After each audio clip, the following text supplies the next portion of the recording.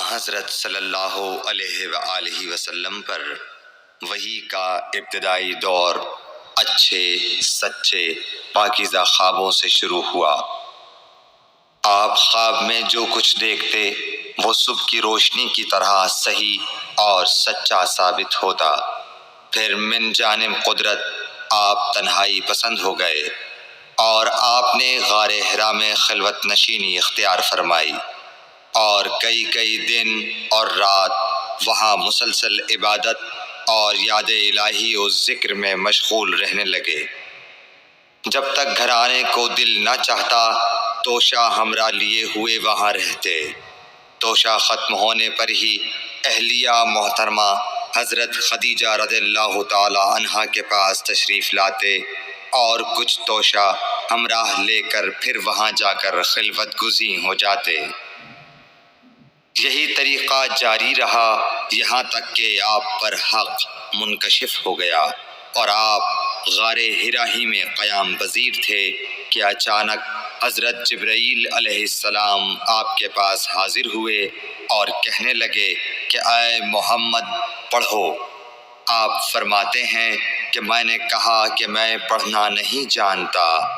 آپ صلی اللہ علیہ وسلم فرماتے ہیں کہ فرشتے نے مجھے پکڑ کر اتنے زور سے بھینچا کہ میری طاقت جواب دے گئی۔ پھر مجھے چھوڑ کر کہا پڑھو۔ میں نے پھر وہی جواب دیا کہ میں پڑھا ہوا نہیں ہوں۔ اس فرشتے نے مجھ کو نہایت ہی زور سے بھینچا کہ مجھ کو سخت تکلیف محسوس ہوئی۔ پھر اس نے کہا کہ پڑھ۔ میں نے کہا میں پڑھا ہوا نہیں ہوں۔ فرشتے نے تیسری بار مجھ کو پکڑا اور تیسری مرتبہ پھر مجھ کو بھینچا۔ پھر مجھے چھوڑ دیا اور کہنے لگا کہ پڑھو اپنے رب کے نام کی مدد سے جس نے پیدا کیا اور انسان کو خون کی پھٹکی سے بنایا۔ پڑھو اور آپ کا رب بہت ہی مہربانیاں کرنے والا ہے۔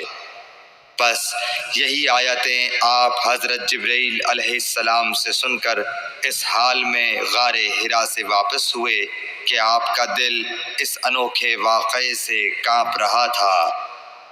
آپ حضرت خدیجہ کے ہاں تشریف لائے اور فرمایا کہ مجھے کمبل اوڑھا دو، مجھے کمبل اوڑھا دو۔ لوگوں نے آپ کو کمبل اوڑھا دیا۔ جب آپ کا ڈر جاتا رہا تو آپ نے اپنی زوجہ محترمہ حضرت خدیجہ رضی اللہ تعالی عنہا کو تفصیل کے ساتھ یہ واقعہ سنایا اور فرمانے لگے کہ مجھ کو اب اپنی جان کا خوف ہو گیا ہے۔ آپ کی اہلیہ محترمہ حضرت خدیجہ رضی اللہ تعالی عنہا نے آپ کی ڈھارس بندھائی اور کہا کہ آپ کا خیال صحیح نہیں ہے۔ اللہ کی قسم آپ کو اللہ کبھی رسوا نہیں کرے گا۔ آپ تو اخلاق فاضلہ کے مالک ہیں۔